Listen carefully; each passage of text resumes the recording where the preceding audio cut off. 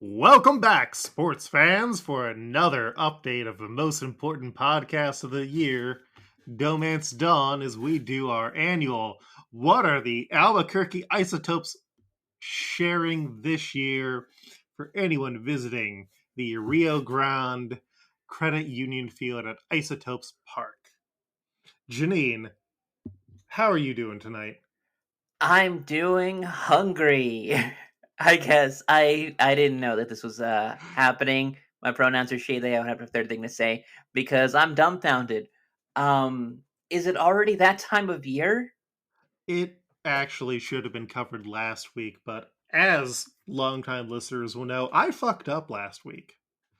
So I'm getting us the content that everybody has been missing so far, and we've got some major new players this year. Are you ready to hear what we got? Not in the slightest. Let's go. All right. There is the El Fuego sandwich that promises to set your taste buds ablaze. It starts on a green chili and cheese bagel loaded with tender beef brisket burnt ends, slow cooked in a tangy and spicy herbed Brazilian barbecue sauce. That is then topped with a decadent layer of green chili mac and cheese. And they also add crispy breaded jalapeno strips and some tangy pickled red onion for a zesty twist. Damn, that's pretty good. Mm-hmm. But now, Janine, you might say, but what about things for a vegetarian friend? Sure, Or, let's say exactly that. yeah, they have the Vegetarian Fusion Bowl. It is a it is a plant based pork protein that takes center stage, cooked with a hoisin ginger soy sauce with a medley of crisp vegetables, all served on a bed of fluffy rice, topped with shredded carrots, chopped cilantro, sliced cucumbers, and fresh jalapenos, with some kimchi and pickled onions, and a creamy avocado drizzle. That seems a bit much. But hey, I'm not a vegetarian, and I'm not quite sure what they got to do in order to make a salad exciting. That sounds Well, exciting. yeah. But I mean, you and I, we both eat meat, and sometimes you just want to hold on to something. How do you feel about a turkey leg? Pretty classic, pretty nostalgic. How about a Hawaiian barbecue turkey leg, Uh, generously dipped in a mouth-watering tradition Hawaiian barbecue sauce with ketchup, pineapple, soy sauce, garlic, ginger, and brown sugar, slow smoked to perfection? holy shit. Okay, that sounds pretty cool. Mm-hmm. But you could use another sandwich option, right? Who doesn't? You Mm-hmm. know, I have two hands. So you could use both those hands to wrap around the Piggy Burger, which is a twist on their famous tumbleweed burger. It is a perfectly traditional grilled hamburger with a patty that has been dipped in sticky sweet pork that has been candied with a luscious blend of maple syrup and brown sugar, topped with crisp lettuce, flavorful onion, and juicy tomato, adding a refreshing and crunchy counterpoint to the rich candied pork. That feels like you've got to sign a waiver to order it. None of the stuff this year is as ridiculous as what we had last year. Like they've also got a Perico's booth for traditional New Mexican food. There's what they call Thunder Cup Sundays, Mr. Softy ice cream, and also a carving station. That's the one that's kind of like, wait, what? A carving station? Does this just have meat? Oh no, it also has like cakes and pies and other sweet creations that will make sure you come back for seconds. Do they just like have a big cake just on a thing and just shave off pieces of it like gyro meat or something? God, Euro cake sounds fantastic and also dangerous. But yeah, thank you for joining us for DohMance Dawn and that decadent opening as we are here for episode 52. Last time, when we joined our heroes, they were fighting the dangerous Mr. Mind after 51 other weeks of DC Comics continuity in a story that could only be told by some of the greatest minds that DC would assemble. And that's not the podcast. This is DohMance Dawn. This is the podcast where we're supposed to talk about One Piece and The Simpsons. I didn't introduce myself. I'm Luke, he, him, sometimes they, them.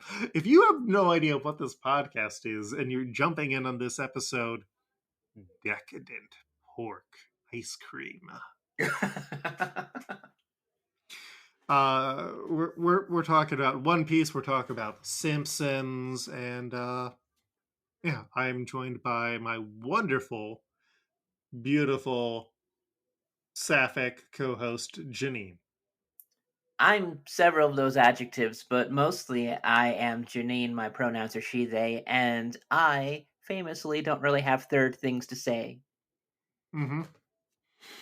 So yeah, I do have one more bit of housekeeping, which is uh, I incorrectly talked about Nicolas Cage. He did change his name to hide his nepotism. That came up in the last episode. Good on you, Nick. And good on me for calling out my failings.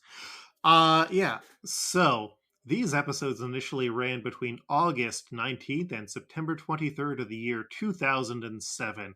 This would have been when I was starting my senior year of high school studying graphic design at Votech.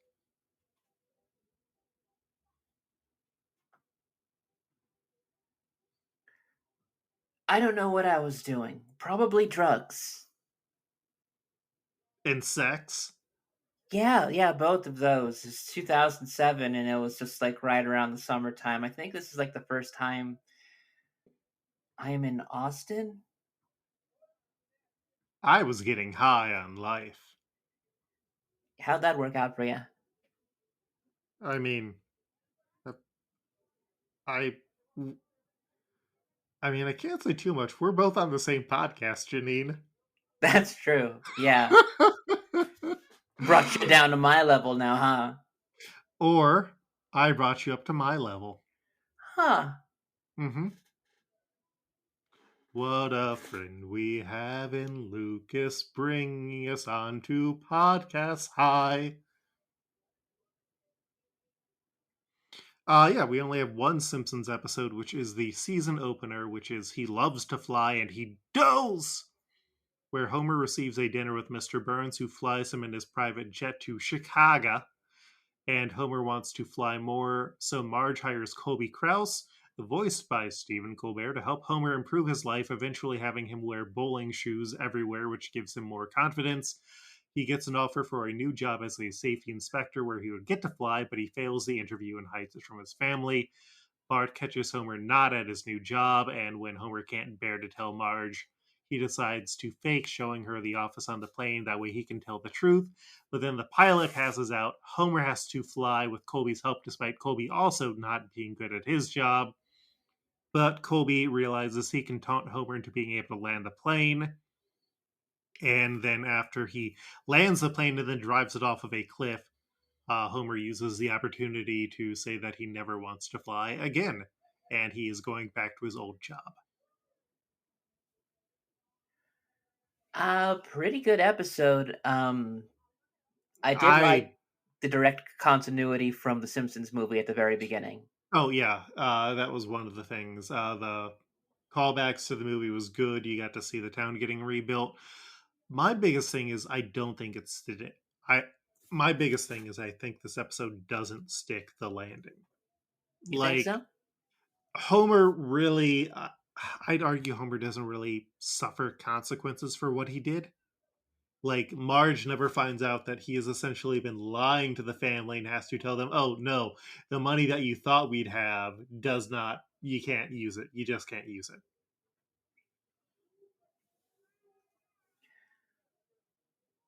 I mean, I guess I guess the reason why that doesn't bother me so much Mm-hmm. is that it seems like the suffering that he does do is in service to his family, and a lot of what he's like doing is like not motivated as much of him being selfish. Like I'm seeing now the absence of the jerk ass Homer.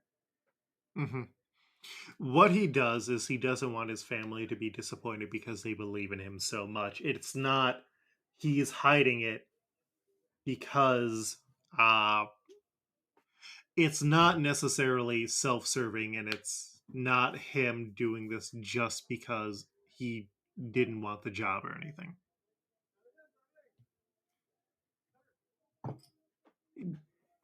You know what? I'll accept your point. New characters unlocked include Kobe Kraus, Lionel Richie, Crazy ET, Stewardess Mouse, Itchy Stewardess, and Heroin Using Pilot. Don't fly high. Well, fly high up in the air, but don't be flying under the influence of drugs that are not prescribed by your doctor. That's a lesson that you can grow on. A person who's very turned on by middle-aged That's the women. wrong button. uh, My piece of advice is don't do drugs at work. It doesn't make work better, it just makes drugs worse. Huh? Who? This well-mannered snake? Is that the one you meant to do? no, I'm just pretending that I had the more you can know button. Da da da da da. All right, and then we have 6 episodes to cover this week. Episodes 320 through 325 of One Piece. These include, and are you ready? Yes. Everyone's finally wanted. The crew of over 600 million. The King of Beasts that will cross the ocean. The Dream Ship's magnificent completion. Goodbye, my lovable followers. Frankie departs. Departure from the Water City. The distinction of a man. Usopp's duel. Circling bounties. The hometown dance as the ship advances. The most evil ability. Blackbeard's darkness attacks Ace. Thought I wasn't going to do robot voice. Oh, no, it also went a bit robot-y there at the end, and so I just think it was very appropriate. Oh, nice. Mm-hmm. So, as the Galila Company, the Frankie family, and Iceberg work together on the new ship for the Straw Hats, Usopp is still figuring out how to return to the crew. But by the next morning, the log post is set for their next island, and it is pointing down under the water to Fishman Island, where Sanji is excited to see mermaids, specifically mermaids who are not Granny Kokoro. She can get it. Granny Kokoro explains that first they will have to pass through the Florian Triangle, where a large number of ships go missing, only to later reappear without their crews. Is that Threeshadowing, Janine? Maybe plus one more. You're talking about foreshadowing. Yeah, that's the number. And the news comes in that the new ship is complete, and that's when the Frankie family show up with more news. The Straw Hat crew all have bounties now, including Soge King and Frankie.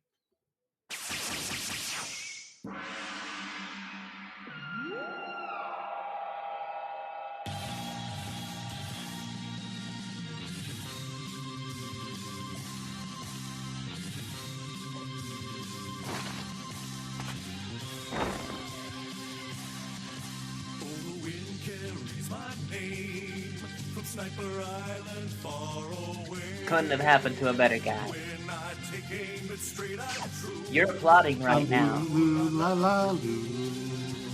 Let's give it up for Soge King. Mm-hmm.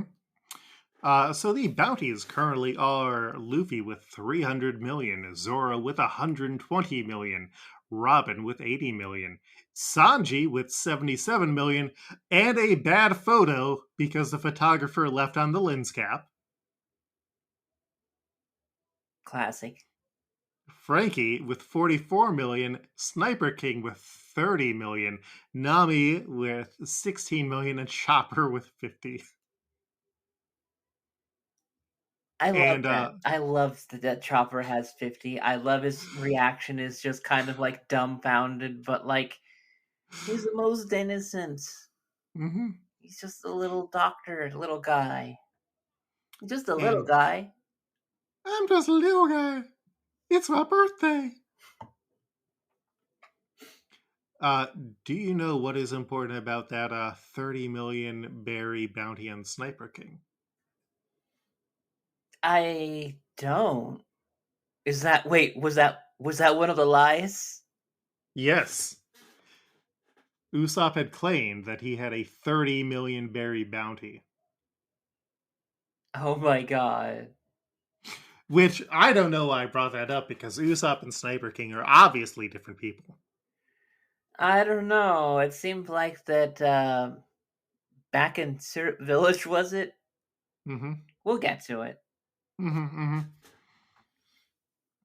the Frankie family asks Luffy to take Frankie with them, which Luffy already planned to do, so the Frankie family leaves to go and handle some dirty business, while Zoro makes the Straw Hats promise to not give in to Usopp. So the Straw Hats arrive at their new ship, which has a lion head, and the crew starts exploring it. And Luffy asks to see Frankie, but Iceberg reveals that Frankie did not come because he knew he wouldn't be able to turn down Luffy's request. How do you feel about the new ship, Janine?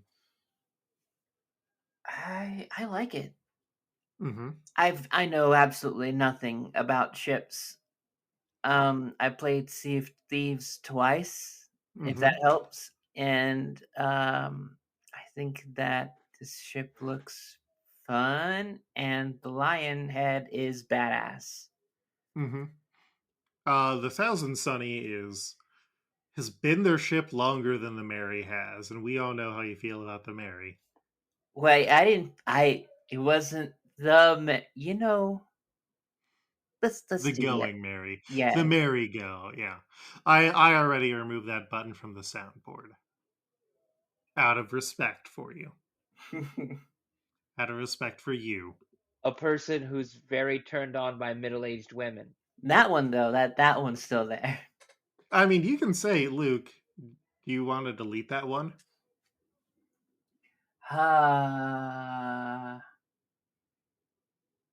See, the I thing mean, is that it does come in handy from it does. because there's a lot of middle-aged women. Mm-hmm. Oh, yeah, we're going to be getting more middle-aged women. Nice. Mm-hmm. That's a treat for me. Mm-hmm. So, yeah, this is still the ship that we have. Like, this was 2007, so 17 years? Yeah, 7. Math! A whole lot of years. Mm-hmm. Just hearing that it's more than 10 is already baffling, but you know, Mm-hmm. this time they got a shipwright on board. Mm-hmm. So the Frankie family returns to the rebuilt Frankie house where Frankie is waiting, and they ask him to go, especially with his bounty, but he refuses, deciding that he still needs to stay and look after the family. So they steal his Speedo, which sets off a race through the city with Luffy and the other Straw Hats getting involved. And hey, it's just like the opening of the Simpsons movie. It is, isn't it? Yeah, bits where you just have to strategically cover up a person's genitals. It's good. It's good. I appreciate that some people appreciate Frankie's junk and other people don't. It takes all kinds of people to make a people stew. Is that the saying?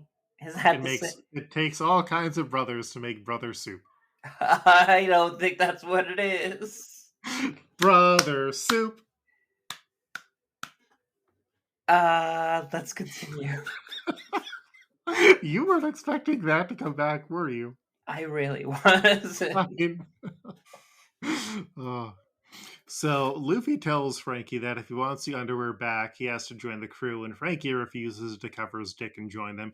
So Robin grabs his balls and twists them, and Frankie says he still won't join them until Iceberg reminds him that this was part of his dream to travel on the ship of dreams to the ends of the earth. And he says Frankie still blames himself for what happened to Tom, but Iceberg reminds him that he has been forgiven by everyone else and he needs to forgive himself and follow his dream. And Frankie starts crying again, blaming Robin for twisting his balls, but she reveals that she stopped. And Frankie is just tearful about the people who love him. And he remembers how he had become the lord of the underworld by uniting all of them and taking care of people who needed a defender. And that's where the Frankie family started. Get you a partner who will grab your balls if there's no other way to make you follow your dream. I mean, opportunity so rarely does a thing like this. Mm-hmm. But you know, where I am personally in my life, where I kind of feel like I get in my own way of following my own dreams. Seeing this did kind of hit home. Like, you know what? Yeah, sometimes just a good tug on the balls is just what you need to get your head right. It's like they say, you gotta grab life by the balls, and sometimes that's someone else's grabbing, and sometimes that's someone else grabbing your balls for your life. But Yeah. also, Robin, feel free anytime. So Zoro and Sanji run back and tell Luffy to start setting sail because Garp has gotten orders from Sengoku to go after them, and Luffy quickly returns Frankie's underwear. Because Usopp has never apologized, the crew prepares to leave without him, and Usopp finally reaches the dock, and he still isn't being serious. Garp feels bad about having to take Luffy down, but he still starts chucking cannonballs at them by hand, and they have to defend the ship. And Usopp is at the shore, and he can't believe what's happening. He's screaming for them to stop, and the crew's just so busy, and he refuses to take things seriously, and so Zoro and Luffy just ignore him.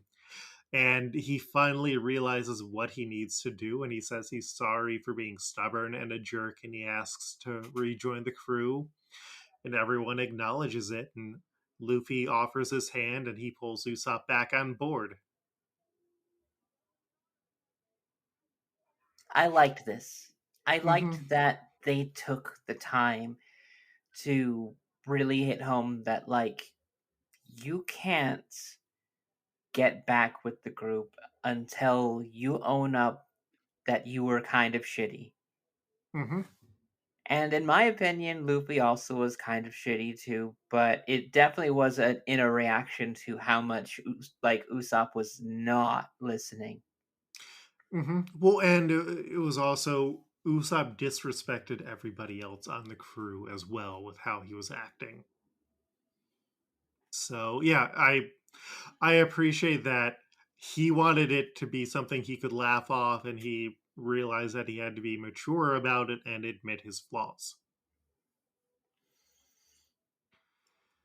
More anime should be able to just like tell people like, "Hey, own up to your shit." And so, able to leave, they bring in the sails, and Frankie prepares to do something special with the new ship, but first he wants to name it, and they name it the Thousand Sunny, based on a suggestion from Iceberg. Luffy takes one last moment to say goodbye to Garp, Kobe, and Homepo, so Garp pulls up a massive ball and chain, and as it comes closer, Frankie uses the coup de burst, which sends the ship flying a kilometer away. And back on Water 7, the Giants make plans to see Usopp and Elbaf. Iceberg offers the Frankie family work, and they decide that he's going to be their new big bro. Which I love whenever we get to see these guys coming back. Well, the Frankie family? Oh, and Iceberg. Like, the whole Water 7 crew. Oh, I Mhm. love that. Well, like, the next section that we're going to talk about is, like, the flashbacks to other places, and this is one of those other places, Janine. That's true. That's true. Mm-hmm. Smoker gets informed of the new Straw Hat bounties, and he promises to crush them in the new world. Zeph and everyone at the Baratier laughs at Sanji's new poster. In Fuchsia Village, the town celebrates Luffy's bounty, except for the mayor, Whoopslap, who wonders if Dadan knows about it. Who do you think Dadan is, Janine?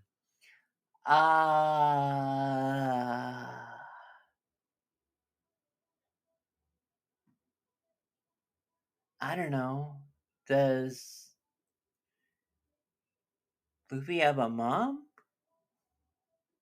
We actually still don't know who Luffy's mom is. Okay, that was like the biggest thing that I could think about. But if that's still a question mark there too, I don't know. We'll find out eventually. In Syrup Village, the kids celebrate Usopp's bounty, even though it's Soge King's bounty, and Kaya is busy working on her medical studies. In Shimatsuki Village, the kids want to be strong like Zoro. In Windmill Village, Nojiko drops off tangerines, and Ginzo is frustrated about Nami's poster of her in a bikini, but also he printed up a copy and hung it on the entire wall. Which is weird. That's weird. Like oh my god, fucking Dexy's Midnight Runner's ass. You knew her when she was a baby. Oh my god. What? Huh? Oh, the song "Come On, Eileen." It's about yeah. it's about being hot for a girl that like you knew when she was a kid. Okay. That's not great. I mean, it's not as bad as "Don't Stand So Close to Me" by the Police when you find out that Sting used to be a teacher. Oh. Aha! In the new Sakura Kingdom, King Dalton calls Dr. Kureha to share Chopper's poster. In Alabasta, Cobra and Igaram are surprised to see Robin on the crew, but Vivi isn't. And at the revolutionary headquarters in Bolatigo, Dragon learns that Luffy now has a major bounty, and he wishes him to follow his dreams. And the crew shares a drink together as they head to Fishman Island. Janine, do you want to guess when we are going to hit Fishman Island in the anime? Oh my god, this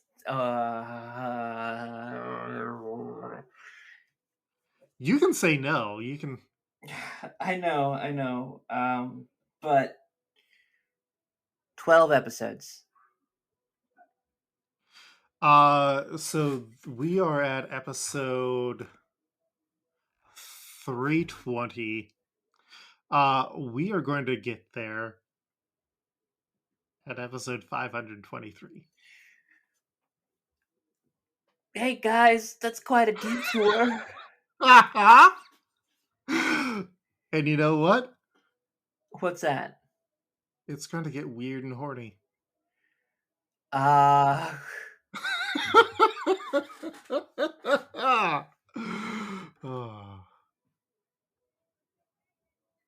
Every episode I think to myself, what have I gotten into?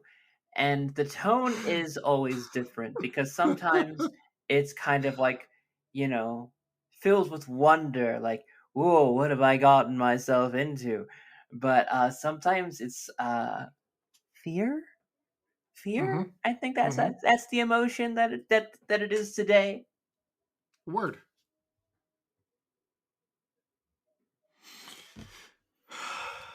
Blackbeard hears about the new bounty on the Straw Hats, and they debate going after them until Ace appears on Bonaro Island. Blackbeard invites Ace to join his crew so they can go and work on replacing Whitebeard, but when he announces his plan to kill Luffy for the world government, the fight begins. Ace burns Blackbeard, causing him to scream out in pain, and Blackbeard admits he had killed Thatch when Thatch found a devil fruit that Blackbeard was after. That's when Blackbeard activates that power, and darkness begins pouring out of him.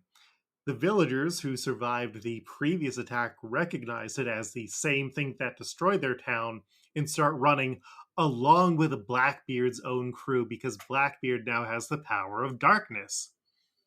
It creates a black hole that starts absorbing things, including the rest of the town, and then he releases everything he absorbed. Ace just lights Blackbeard on fire again because he has no idea what's going on, and Blackbeard explains that he has the power to absorb everything that hits him. And then he pulls Ace forward and reveals that his powers are able to negate devil fruit abilities. Blackbeard and Ace go all out, but in the end, Blackbeard wins. And guess what? What? Shit is going to get fucked up because of this forever. One Piece! Okay, wow. Yeah.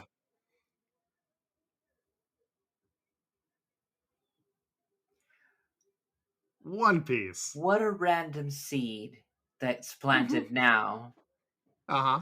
that I know is going to grow into something grotesque. Oh, because I mentioned that there's going to be some destructive stuff coming up. Yeah. And now I'm going to raise a point. Well, oh, maybe Luke is just fucking around. Maybe Luke is making a joke. Maybe Luke is just trying to mislead me with what's going to happen in the future. I found with you, you find ways to make the truth hilarious. Mm-hmm. So Wheels that with that's why wheels. I take a lot of your things on, like, I don't know, I wouldn't say it's face value because, like, I'm still suspicious about things that you reveal, but I guess I'm more inclined to believe you because I have nothing else to go on. Literally, you know? There's a hole in the center of everything. See, that could mean All right. something that I don't even know. Oh, yeah. It does. Okay. Yeah, people can't see. I'm kind of smiling so much that it kind of hurts. You got to work at those smile muscles. You have to find joy in your life that makes you smile. I got a goofy ass smile, so I don't smile enough. But you know what's going to make me smile tonight, Janine? What's gonna make you smile? We got two characters to match. Those All right. characters are Attach and Terry Gitlio, or Guiltio. And let me link you to my suggestion sheet because that's what I do now. I link my sheet.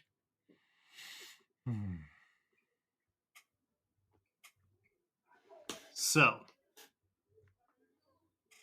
up first, we got Attach, who is the photographer who took photos and messed up Sanji's photo. And I feel like this is one where we've got kind of like, I assume we're going to have at least one crossover suggestion for this one. All right. My Rodrigo style is Cameron Homer when he dresses up like Cameron from Ferris Bueller's Day Off. My normal one is the try and save photographer who takes the family's photo, but he's also not really good at his job of getting everyone to smile. And then my throwback is Enrico Irritazio. That's a really good one. Mm-hmm. Who do you have? I went for my Rodrigo style, the heroin using pilot. Mm-hmm. I felt like that was the same kind of level of incompetence of their job. Mm-hmm. And for my other pick, I have Doug, the cameraman from Homer Simpson, This Is Your Wife, which was the wife swap episode.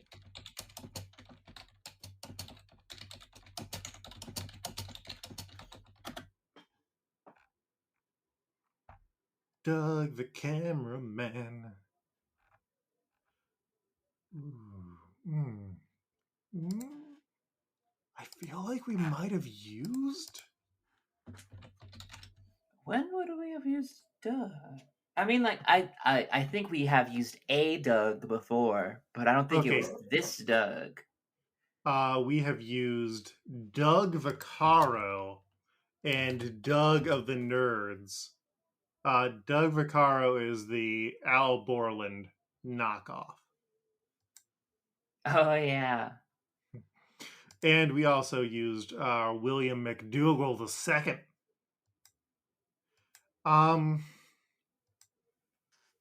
I feel like we need a more pathetic energy because, like, Enrico Irritazio is actually good at his job.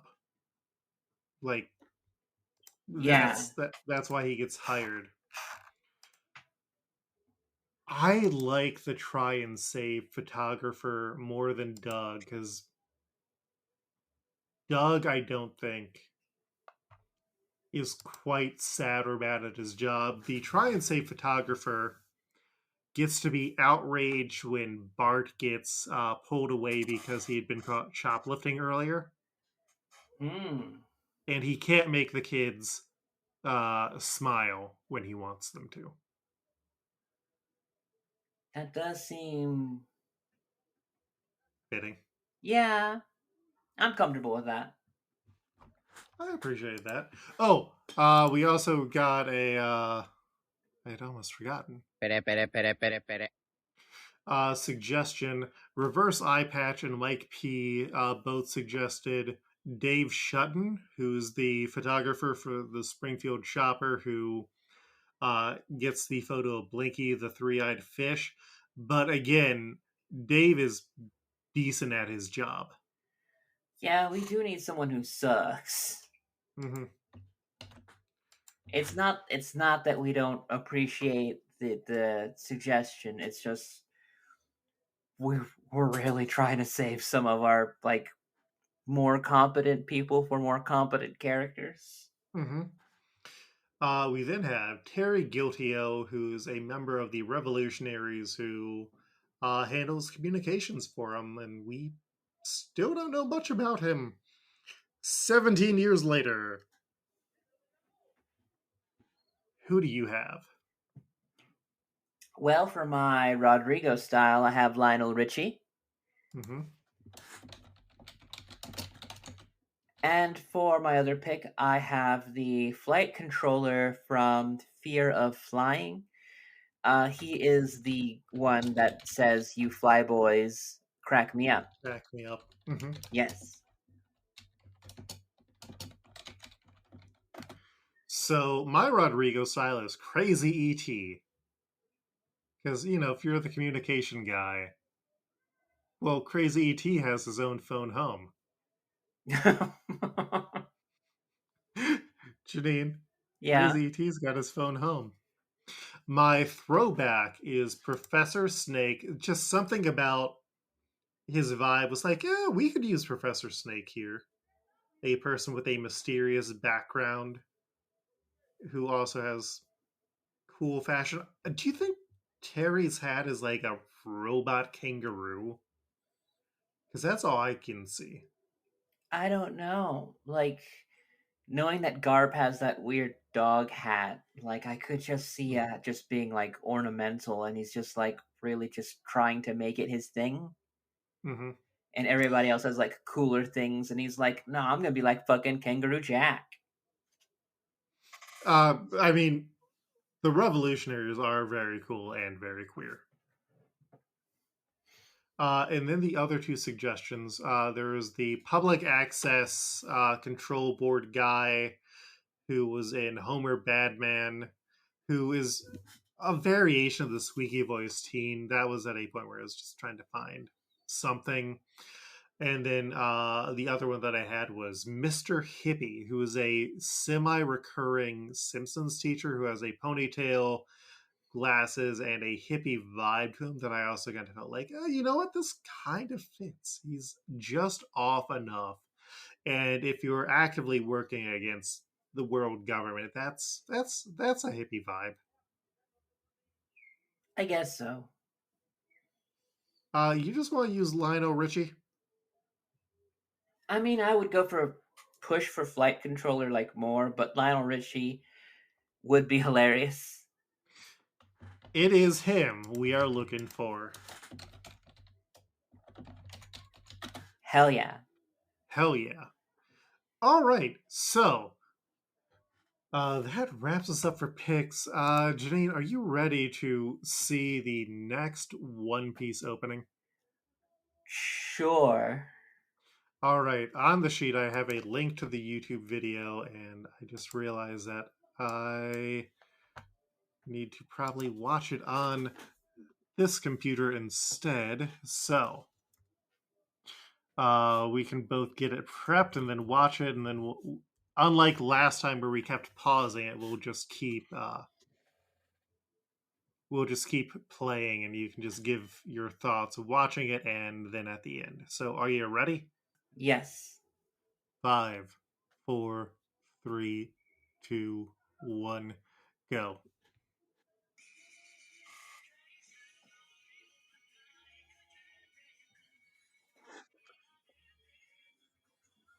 Look at all of these people and their new ship, Janine. Da, da, da. Da, da, da, da, da, da, da.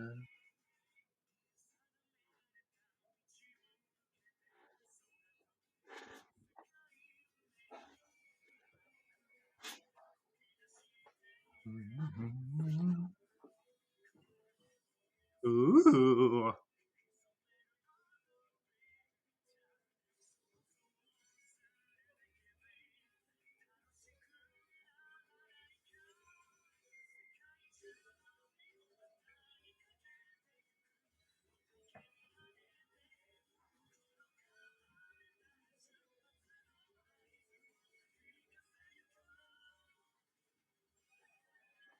You know we haven't had in a One Piece opening, Janine? What haven't we had? Rap. We haven't had like a rap breakdown at all. And I feel like it's maybe something that One Piece has been missing. Hey, look, it's our old friends. That's a lot of them. And new friends? I don't know these people.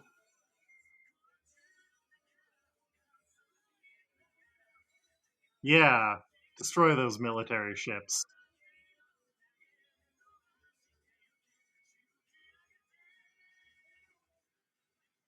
His smile looks a lot more like his dad.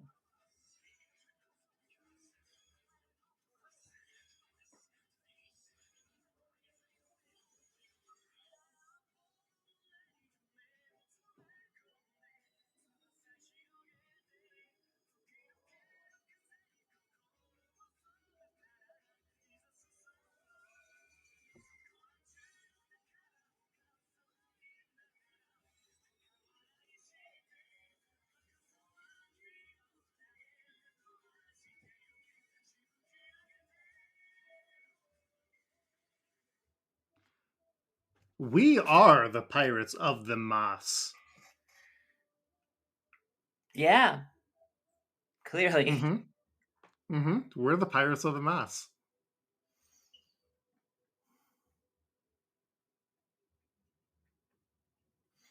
Okay, so I saw a lot of people. Mm-hmm. I saw Funny Skeleton Man. Mm-hmm.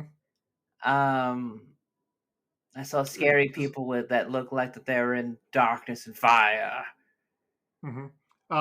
Funny Skeleton Man, do you think friend or foe?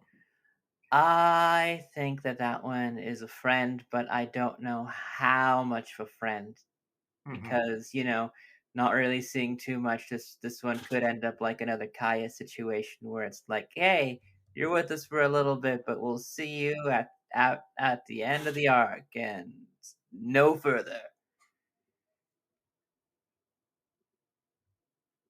I mean, I feel like you are going to be well sold on the Skeleton Man.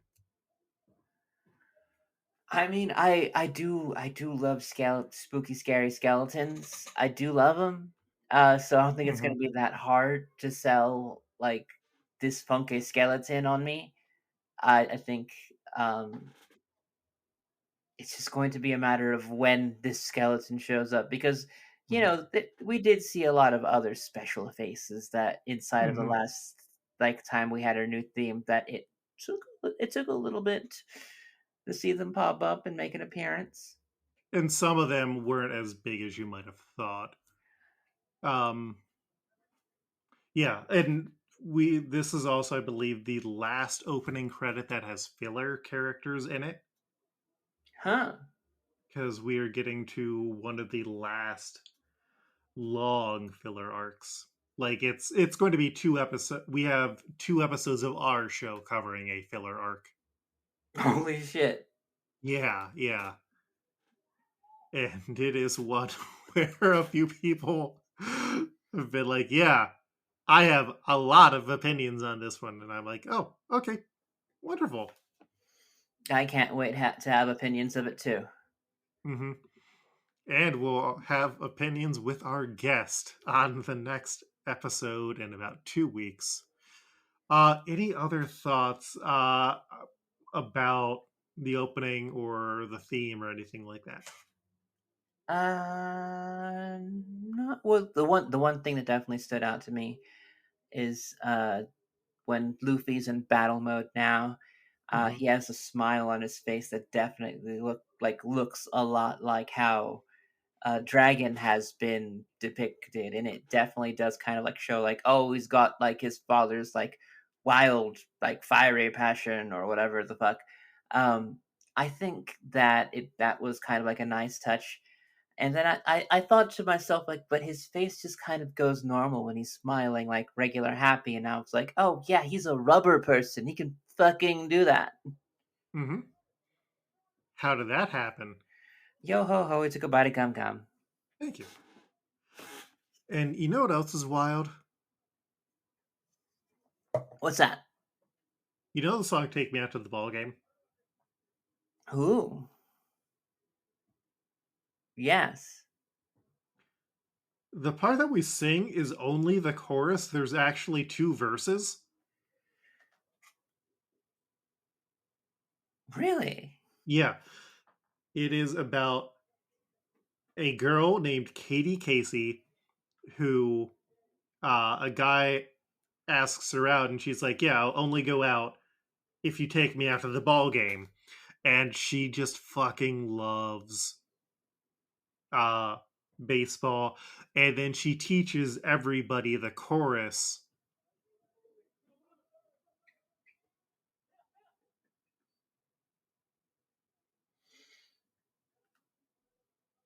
I don't know what to think of that. That's I guess I I was going to use a clip of that at the beginning of the episode to lead into the baseball part, and instead it was just like, wait, there's a version of it, and you can also listen to a 1908 recording of this on Wikipedia. The original version of the song? What? And also, the 2 people who wrote the song had not actually seen a baseball game. huh. Mm-hmm. You think that would have been a It, major factor in, making it about baseball? eh, who even knows the rules to baseball? Well, you got me. But if people would like to tell you the rules of baseball, Janine, where can they find you online? You can try to tell me about baseball. On Twitter and Blue Sky, Janine Juliet. Instagram, Janine is dope. That's been I met somebody who listened to the podcast who messaged me on Instagram for the Discord. And so since then I'm like, okay, so like I definitely should plug the Instagram if it's gonna be useful in that regard for some people. Also, yeah, the Discord, and that's right. I have another podcast. I keep on trying, like, forgetting, but yes, I do another podcast called Wrestle Girlies, where I talk about the just girly things of pro wrestling with the wonderful and beautiful Flighty Buttless. Hell yeah. Where can they find you if they want to find you to talk to you about the Isotopes menu? If you want to talk to me about the Isotopes menu, you can find me most places online as at Coltreg. That's KOLTREG, or at Coltreg.bluesky or whatever it is. I'm just on the normal instance. You should be able to find me. I'm also on Reddit and Facebook and stuff. Lukeher,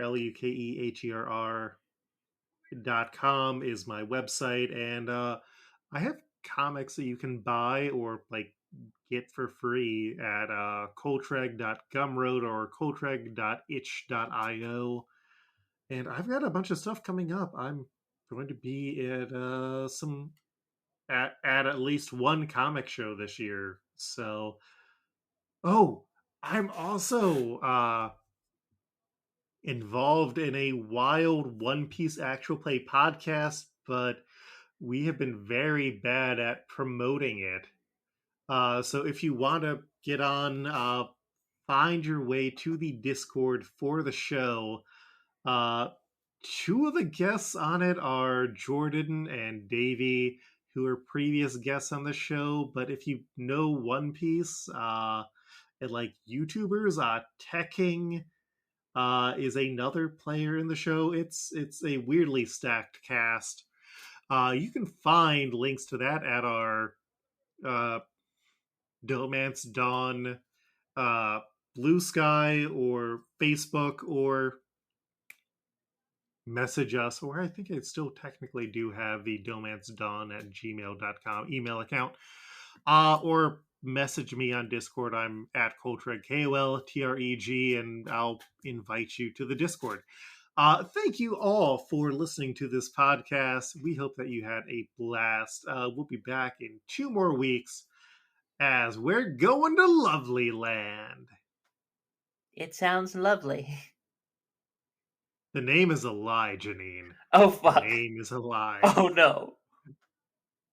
Kind of, sort of. Until then, smooth sailing. Take me out to the ball game, sung by Edward Meeker, Edison Record.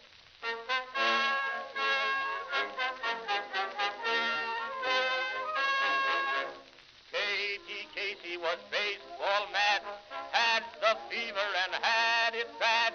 Just to root for the hometown crew, every Sue, Katie Blue. On a Saturday, her young beau called to see if she'd like to go to see a show, but Miss Kate said no. I'll tell you what you can do. Take me out to the ball game. Take me out with the crowd. Buy me some peanuts and Cracker Jack.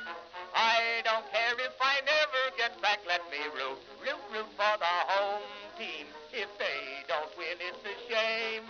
For it's 1, 2, 3 strikes, you're out at the old ball game.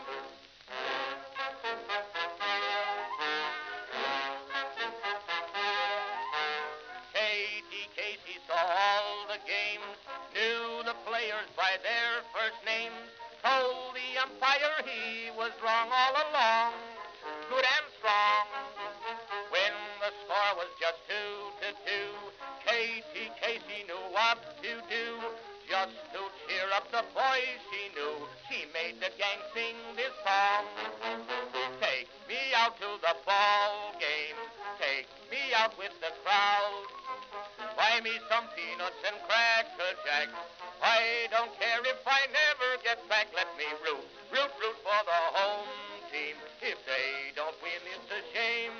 For it's 1, 2, 3 strikes, you're out at the old ball game.